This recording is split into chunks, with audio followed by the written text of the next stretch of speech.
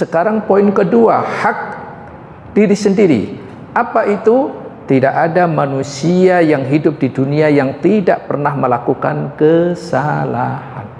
Sebaik-baik orang yang melakukan kesalahan adalah untuk bertaubat. Maka bersihkanlah diri kita dari seluruh kesalahan dan dosa dengan cara bertaubat. Karena apa? Di ayat ini disebutkan bahwa ketika iringilah kesalahan dengan kebaikan, niscaya kebaikan itu akan menghapus kesalahan.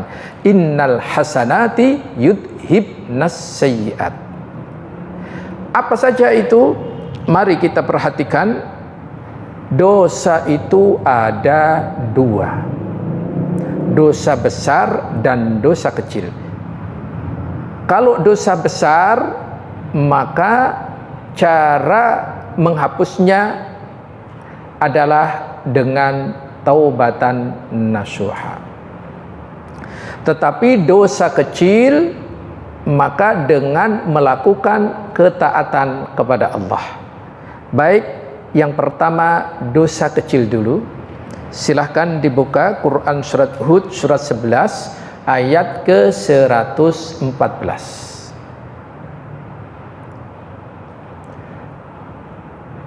Wa aqimis sholata tarafayn nahari wa zulafan minal lail innal hasanati yudhibnas sayyiat. Dan laksanakanlah sholat pada kedua ujung siang, pagi dan petang, dan pada sebagian permulaan malam. Perbuatan-perbuatan baik itu menghapus kesalahan. Maknanya apa? Mari kita perhatikan hadis Nabi Shallallahu Alaihi Wasallam. Apabila seorang hamba mengerjakan dosa, kemudian ia berkata, Robku, aku telah mengerjakan dosa, maka ampunilah aku. Allah berfirman, hambaku mengetahui bahwa ia mempunyai Rob yang bisa mengampuni dosa dan menghukum karena dosa. Sungguh aku telah mengampuni hambaku tersebut. Kemudian hamba itu mengerjakan dosa yang lain lagi, hingga pada kali keempat Allah berfirman, silahkan ia berbuat apa saja yang ia inginkan. Sahih riwayat Al-Bukhari dan Muslim dari sahabat Abu Hurairah radhiyallahu anhu. Perhatikan di sini, Allah Maha Pengampunnya. Ya, kita bisakah menjaga gak pernah setelah taubat kita mohon ampun, kita gak melakukan dosa lagi, bisa gak? Sulit sekali. Pasti akan ada lagi dosa-dosa. Tapi ingat, kita mempunyai Allah, zat yang maha pengampun. Itu. Terus mohon ampun, terus mohon ampun, terus mohon ampun. Kenapa? Dengan memohon ampun, Allah akan mengampuni. Allah tidak peduli seberapa dosa yang kita miliki, kalau kita berbuat ketaatan kepada Allah, insya Allah, memohon kepada Allah, insya Allah. Baik, dosa kecil tadi adalah kalau kita melakukan ketaatan. Di antaranya bentuk ketaatan itu sholat misalkan. Maka sholat antara subuh dengan duhur, maka dosa yang dikerjakan antara waktu itu kita mengerjakan sholat duhur, insya Allah diampuni. Duhur dengan asar demikian juga. Ketika kita sholat asar ke maghrib, maghrib ke isya, isya ke subuh, selama menjauhi dosa-dosa besar. Jadi yang diampuni di sini adalah dosa kecil, bukan dosa besar. Karena nanti ya kita harus betul-betul mendapatkan penjelasan, yaitu dengan yang sebaik-baiknya. Sekali lagi, kalau dosa-dosa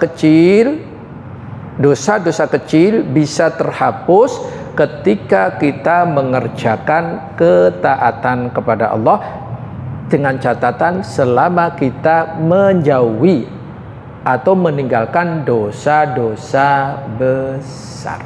Itu. Adapun dosa besar, ya, adapun dosa besar tidak bisa hilang kecuali dengan taubatan nasuha. Harus taubat yang sebenar-benarnya. Silakan Quran surat 66 ayat ke-8. Perhatikan di ayat itu, ma'asyarul muslimin, kita melakukan dosa bukan dihukum tetapi dapat pahala surga. Asalkan apa tadi? Taubatan nasuha. Seharusnya mengerjakan dosa dan maksiat mendapat hukuman. Tapi ini mengerjakan dosa dan maksiat justru mendapatkan pahala. Asalkan kita taubatan nasuha. Seperti apa sih taubatan nasuha itu? Mari kita perhatikan Quran surat 3 ayat 135. Ayat itu Allah Azza wa Jalla mengingatkan dosa manusia itu kalau dilihat dari dampaknya ada dua. Pertama, zalim. Zalim itu dosa baik kecil maupun besar, dampaknya bukan untuk orang lain tapi pelakunya sendiri. Seperti orang ini tidak sholat, maka dosanya kepada siapa? Ya dia sendiri tidak sholat, tidak puasa, dan seterusnya. Itu namanya zalim. Yang kedua adalah fahisyah.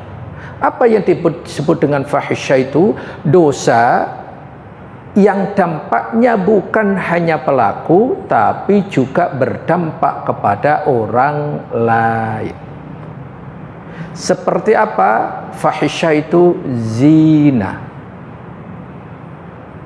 Zina dampaknya bukan hanya kedua pelaku, tetapi bisa orang tuanya, bisa lingkungannya, bisa dampak-dampak yang lain. Atau contoh yang kedua, korupsi.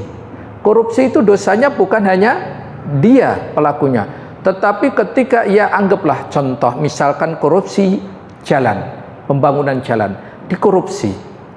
Dosanya bukan dia yang korupsi saja, seluruh yang terjadi kecelakaan penyebabnya adalah karena dikorupsi barangnya tadi, maka ia tetap akan mendapatkan dosa.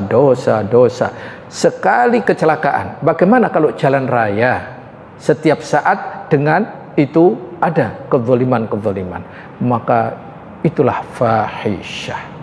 Maka siapa yang melakukan baik fahisyah maupun zalim, kalau ingin bertaubat kepada Allah, di ayat itu ada 3. Ini hak Allah. Apa itu? Yang pertama, kembali kepada Allah dengan tulus ikhlas. Jadi kembali niat taubat itu tulus ikhlas karena Allah Subhanahu wa ta'ala. Yang kedua, memperbanyak memohon ampun kepadanya.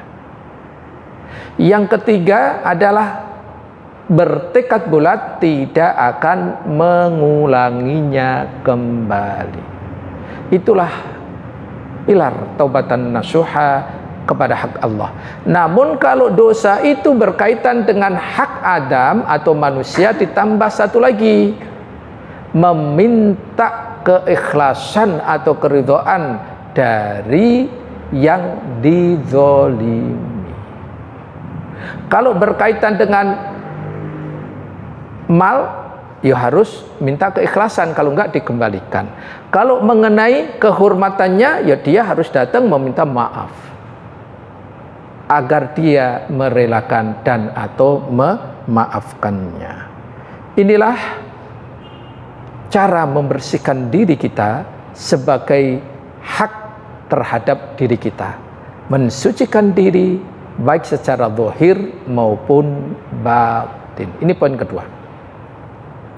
Kemudian poin ketiga, bergaulilah manusia dengan akhlakul karimah, dengan akhlak yang mulia. Ini hak sesama muslim, hak sesama manusia. Lantas apa itu yang namanya akhlak yang mulia, akhlak baik itu?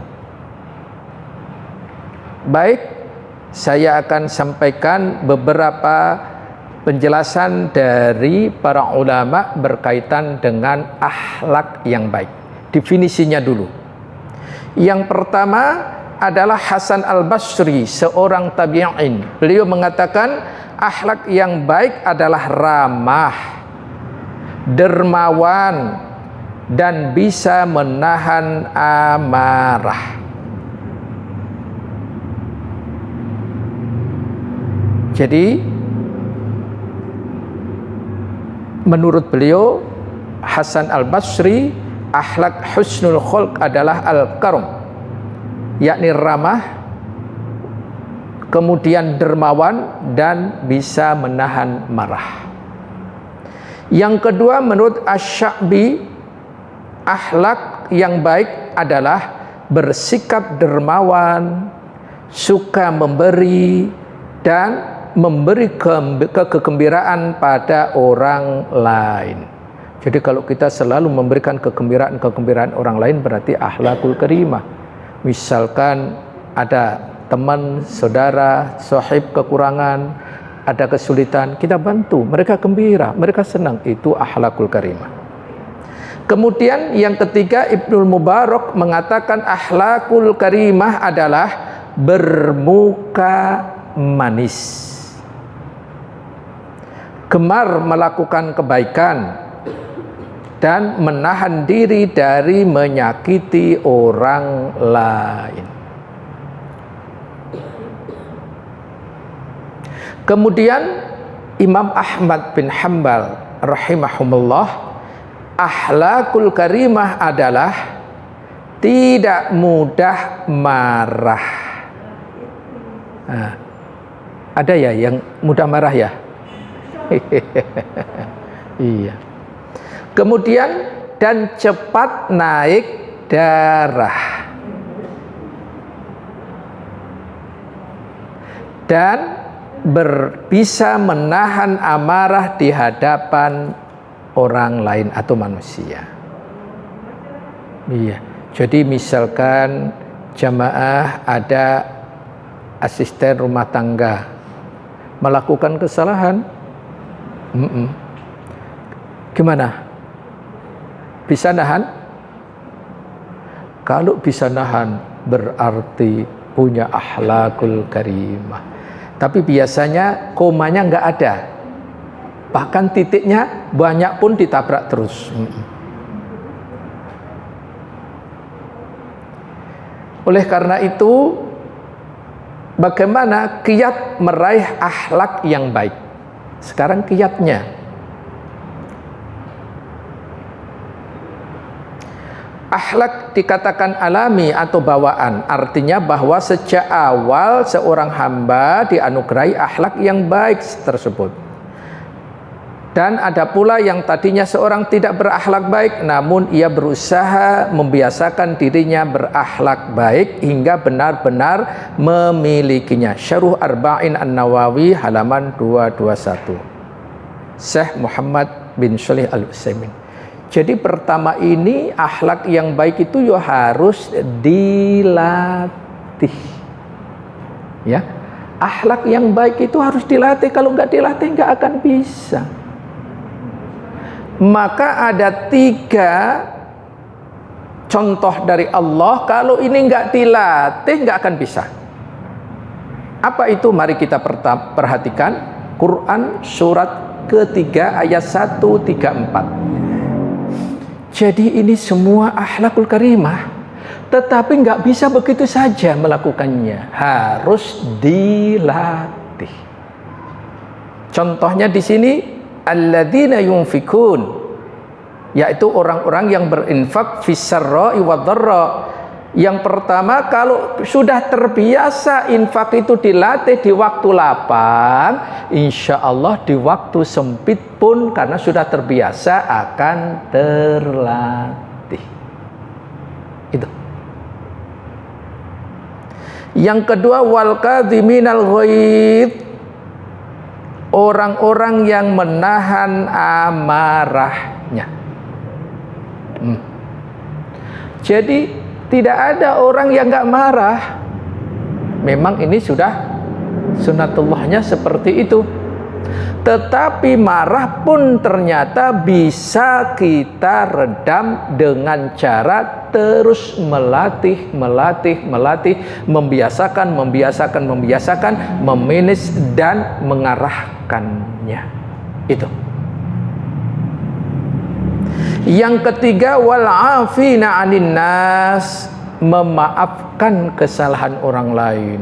Masya Allah, orang itu kalau bisa memaafkan kesalahan orang lain, orang itu melakukan kesalahan, belum dia minta maaf pun kita sudah memaafkan, berarti orang itu akhlaknya luar biasa, dia sudah terlatih luar biasa.